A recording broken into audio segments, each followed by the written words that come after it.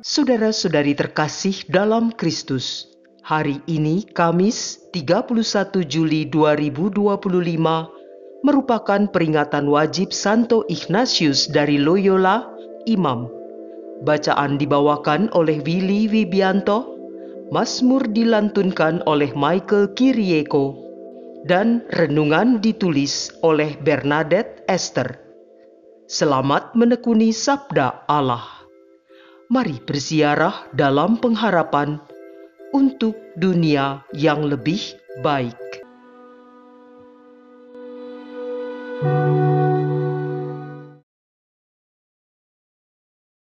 Dalam nama Bapa dan Putra dan Roh Kudus. Amin. Allah Tritunggal yang Maha Kudus, kami bersyukur atas satu lagi hari baru yang Kau anugerahkan kepada kami. Engkau masih memberi kami kesempatan untuk memperbaiki diri kami, memberi makna pada hidup kami seturut kehendak-Mu.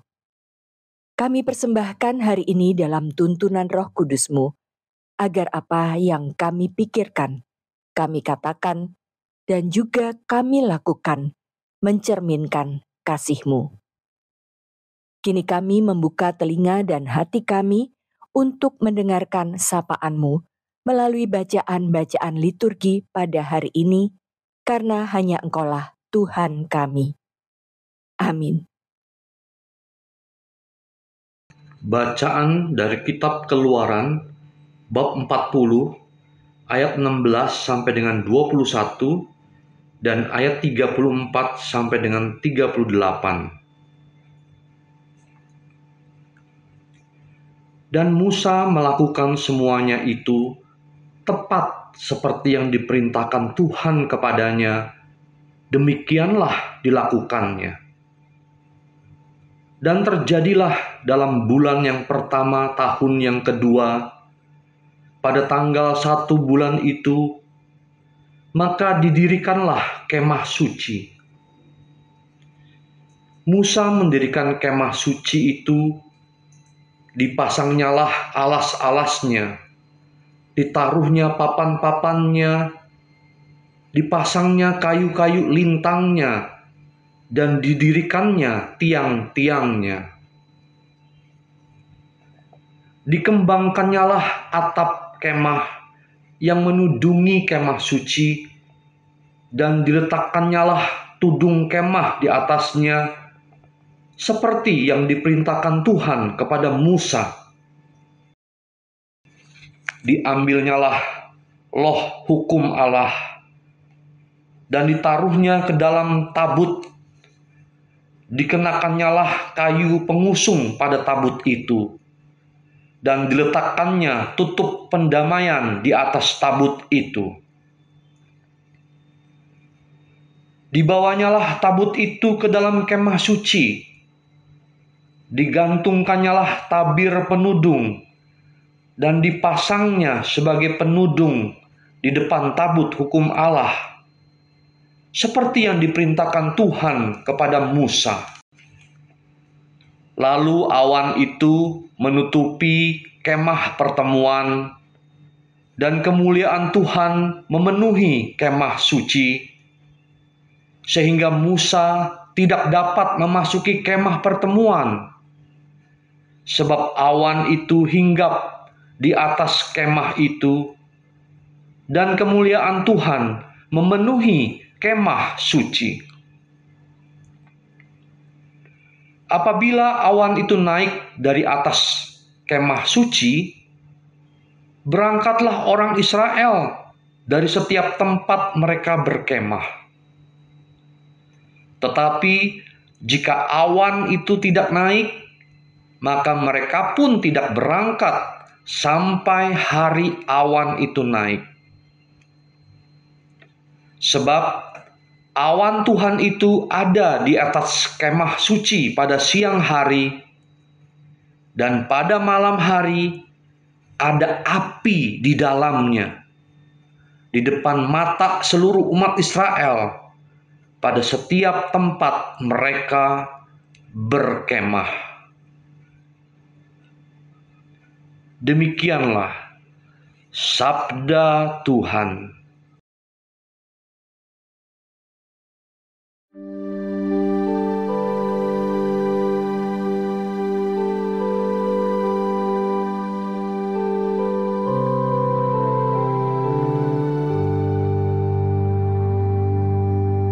Betapa menyenangkan tempat kediaman-Mu, ya Tuhan semesta alam.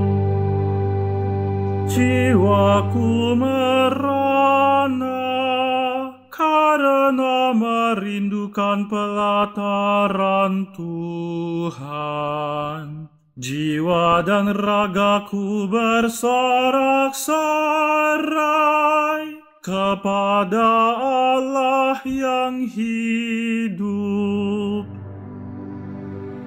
Betapa menyenangkan tempat kediaman-Mu, ya Tuhan semesta alam. Bahkan burung pipit mendapat tempat, dan burung layang-layang mendapat sebuah sarang, tempat mereka menaruh anak-anaknya. Pada mezbah-mezbah-Mu, ya Tuhan semesta alam, ya Rajaku dan Allahku. Betapa menyenangkan tempat kediaman-Mu, ya Tuhan semesta alam. Berbahagialah orang yang diam di rumah-Mu, yang memuji-muji Engkau tanpa henti. Berbahagialah para peziarah yang mendapat kekuatan daripada-Mu. Langkah mereka makin lama makin tinggi. Betapa menyenangkan tempat kediaman-Mu, ya Tuhan semesta alam. Sebab lebih baik satu hari di pelataran-Mu daripada 1000 hari di tempat lain. Lebih baik berdiri di ambang pintu rumah Allahku daripada diam di kemah-kemah orang fasik. Betapa menyenangkan tempat kediaman-Mu, ya Tuhan semesta alam.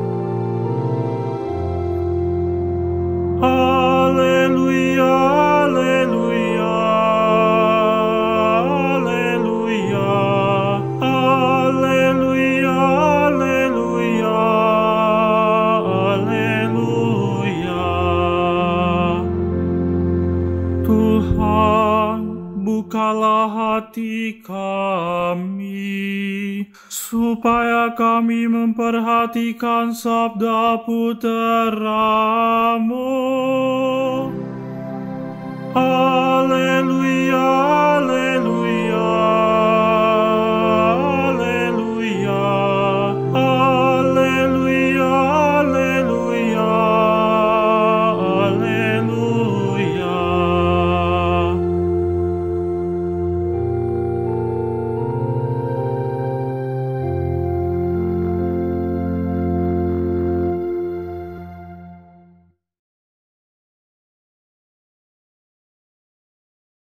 Inilah Injil suci menurut Santo Matius bab 13 ayat 47 sampai dengan 53. Demikian pula hal kerajaan sorga itu seumpama pukat yang dilabuhkan di laut, lalu mengumpulkan berbagai-bagai jenis ikan.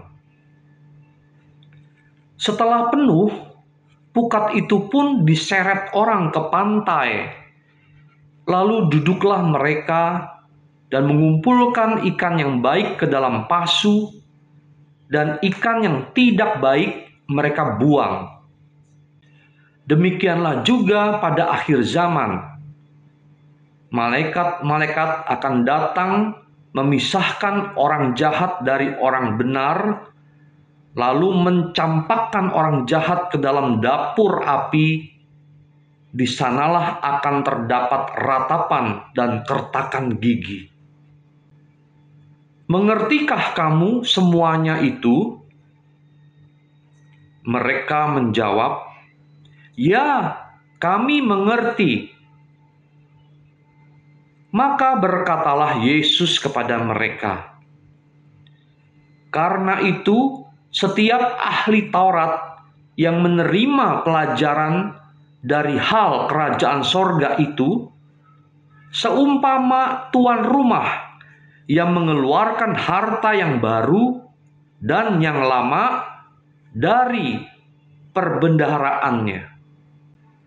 Setelah Yesus selesai menceritakan perumpamaan-perumpamaan itu, ia pun pergi dari situ. Demikianlah sabda Tuhan.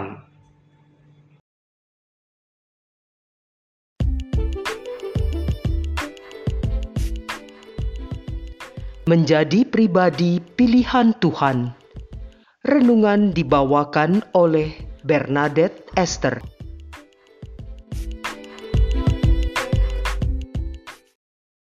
Oma, opa, ibu bapak, dan rekan-rekan muda kesayangan Tuhan, dalam Injil Matius yang dibacakan tadi, kita mendengar Yesus mengajarkan tentang kerajaan surga dalam sebuah perumpamaan tentang jala besar yang ditebarkan di laut.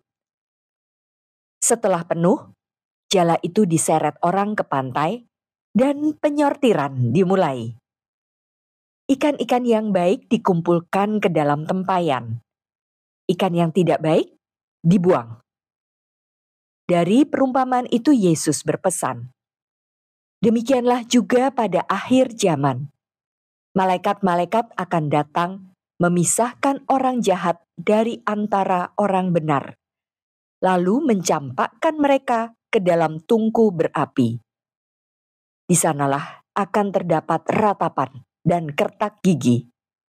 Dalam Matius 13 ayat 49 sampai 50. Oma, opa, ibu bapak, dan rekan-rekan muda yang terkasih dalam Kristus, Yesus mengingatkan kita, sambil menunggu waktu Tuhan tiba, kita harus menjadi ikan yang baik yang akan dipilihnya. Kita harus memastikan bahwa diri kita adalah pribadi yang layak dipilih untuk masuk ke dalam kerajaannya yang mulia. Ini tidak mudah.